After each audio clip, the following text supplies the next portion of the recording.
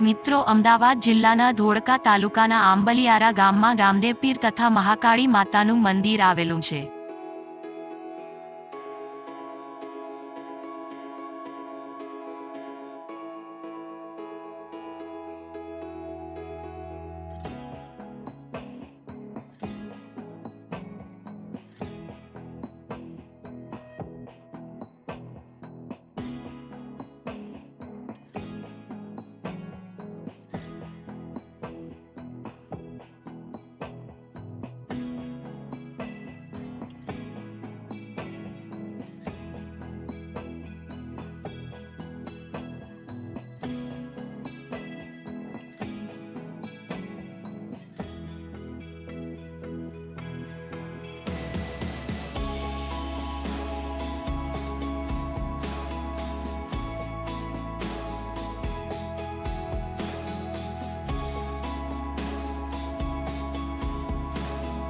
અહીં રામદેવ પીરના મંદિર પર દર પૂનમ પછીની બીજે નેજા ચઢાવવામાં આવે છે અને ભાદરવી સુદ નોમના દિવસે જન્મોત્સવનું આયોજન કરવામાં આવે છે.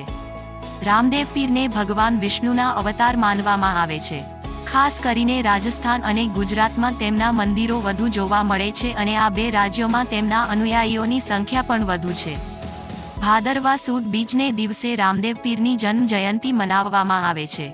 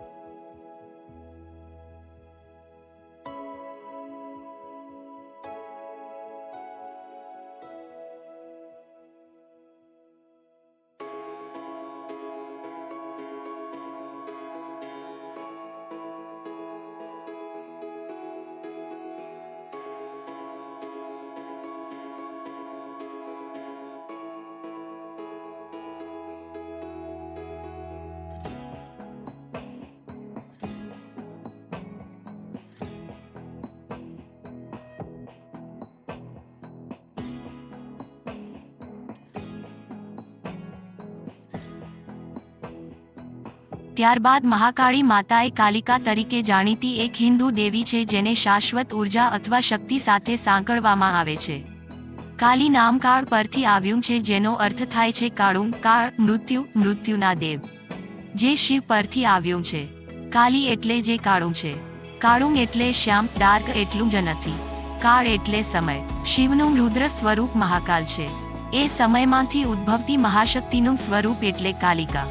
કારણ કે શિવને કાળ શાશ્વત સમય કહેવામાં આવે છે એટલે કાલી તેમની પત્નીનો અર્થ પણ કાળ અથવા મૃત્યુ થાય છે. તેથી કાલીને કાળ અને પરિવર્તનની દેવી માનવામાં આવે છે.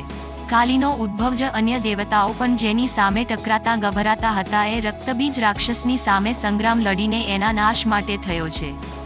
મતલબ બળ બુદ્ધિ હોય પણ પરાક્રમની હિંમત ના હોય, અભય ના હોય તો. જો જિંદગીમાં જીવવું અને જીતવું હોય તો હિંમત જોઈએ. જો ડર ગયા સૌ મર ગયા. બહાદુરી વિના બ્રેઇનમાં નવા વિચાર ન આવે અને બોડી પોસ્ટરમાં બતાવવા પૂરતું જ રહે. કાલીની તાકાત પાપી, દુરાચારી, નાલાયકોની સામે છે. નિર્દોષો, સત્વશીલો, કલાકારો સામે નહીં. બહાદુરી બુદ્ધિપૂર્વક બતાવવાની છે, બેવકૂફીથી નહીં. જીઓ તો શાન સે જીઓ. ડરો નહીં, લડો, ભાગો નહીં, જાગો. મિત્રો, જો તમને આ વિડીયો ગમે તો લાઈક કરો, શેર કરો અને અમારી ચેનલને સબસ્ક્રાઇબ કરો.